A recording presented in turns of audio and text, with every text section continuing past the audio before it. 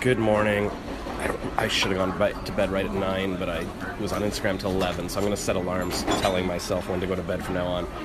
And I'm going slow here, not getting too much food, you know. I gotta get used to buffets, okay? Airplane spoons. What's that you do with your baby?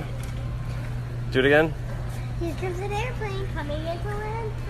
Very cute. On the way to breakfast, I was talking to one of the cleaning ladies in the hallway. She's like, "You're good for stuff?" I'm like, "Yeah, you don't have to clean anything today." But I told her, I'm sort of living here. She's like, "Why not? You've got somebody to, clean your towels and clean your bathroom and take care of everything." I'm like, "Yes, this is why why didn't I think of this 20 years ago?"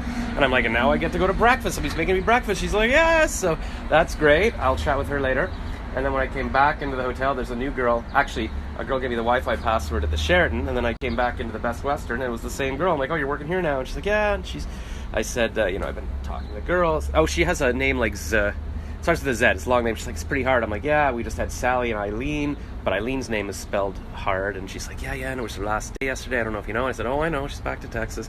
So I will go, film a little interview with her later. And I said I met with a person at the hotel, but doing videos for them. She's like, "Oh, yeah, she's another sweet lady. And yeah, we need social media. Like, it's all about social media these days." And I said, "Yes." So here's my thing. I have the interview I did with the singer yesterday and something I filmed with the check-in girls yesterday, but I've got videos from the hotel from a few days ago. I've also got videos going back weeks and months, like interviews with people, but also vlogs. This is what's paralyzing me. I want to post in chronological order so you can follow my life as it goes and everything makes sense, but maybe I'll never post anything that way, and I should just start posting the latest stuff and then go back and I can do random stuff and you can figure it out. Is that fine?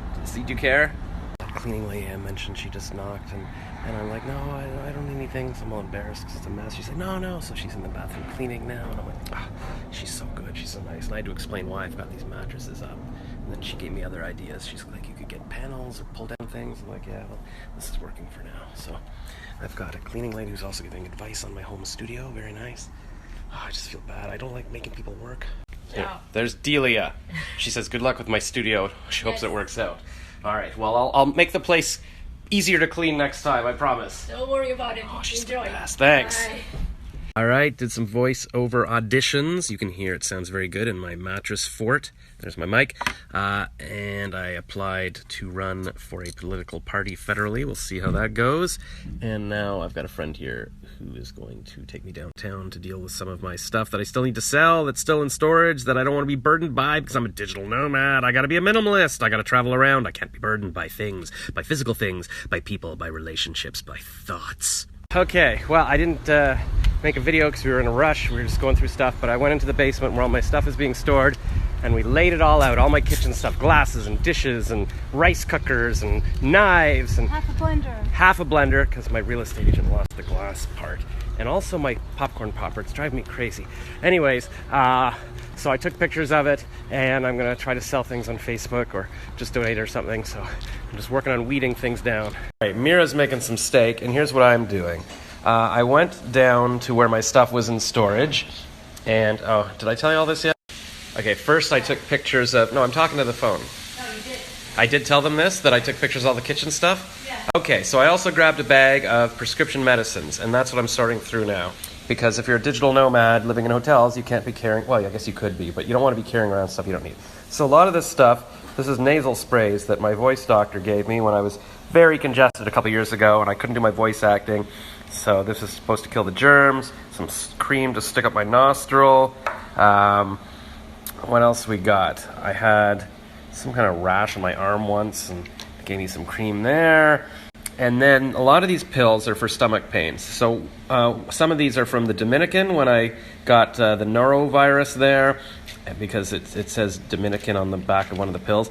And then a lot of these was when I broke up with one of my girlfriends, and I did the breaking up, and I did it multiple times, but I still felt bad about it because I still loved her. And so I got this horrible stomach pain. It was like doubled over. I was in the hospital. And then I wound up getting all these tests, like a colonoscopy and an endoscopy, and they were like trying to figure out what was wrong with my stomach.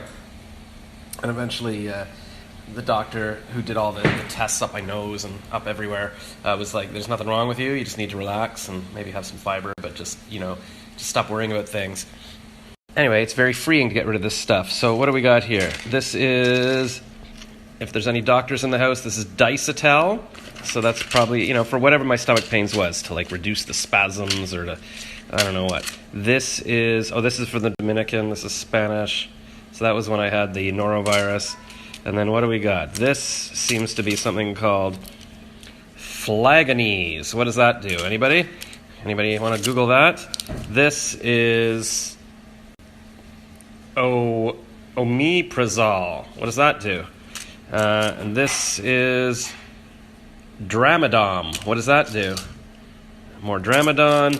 And this is Bizacodal delayed release tablets.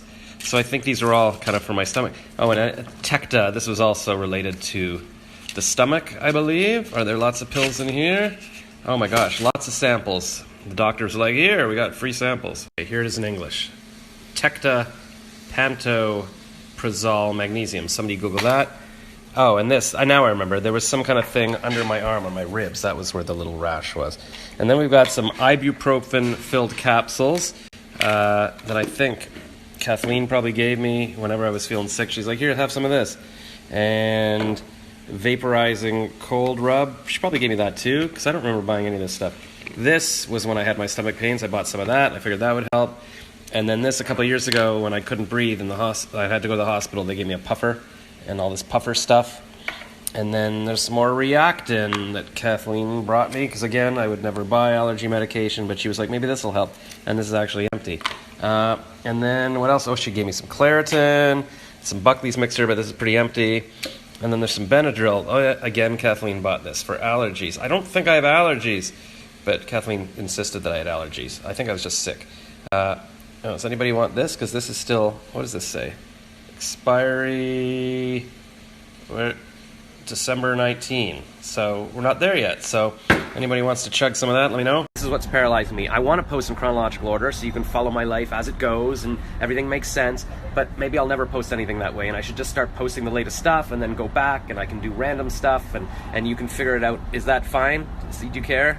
I was going to post this in tomorrow's story, but I just realized if people watch this in one chunk, I want them to know that you dispose drugs at the drugstore. You don't just throw them out. You don't flush them down the toilet. That's toxic. It's bad for the environment. It's bad for people.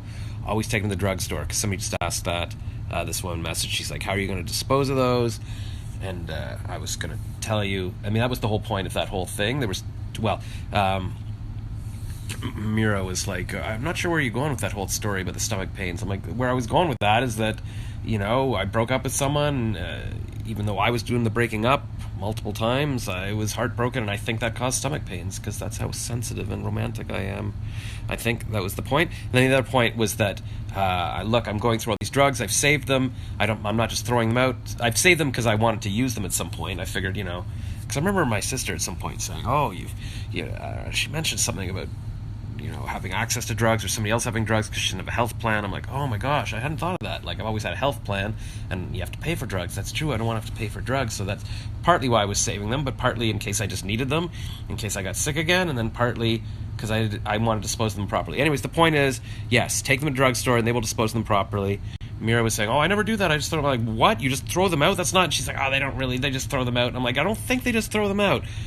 Maybe they do, but I don't think so. I mean, yeah, maybe there's a big conspiracy. It's like the people who always say, they don't really recycle. They just take everything. They're like, really? The whole world is conspiring just to get you to put something in a blue box so that you think, it's to make people think that they're doing something with the environment so they won't revolt. I'm like, really? People don't even care about the environment. You think they needed to come up with the blue box scam so that people would be appeased because people care so much about the environment? We've got global warming. The whole world's going to hell and nobody even cares. But we need blue boxes, and that's what, as long as we have blue boxes, we're okay. That's what we need. It's all, but it's a conspiracy. Come on, whatever. Anyways, good night.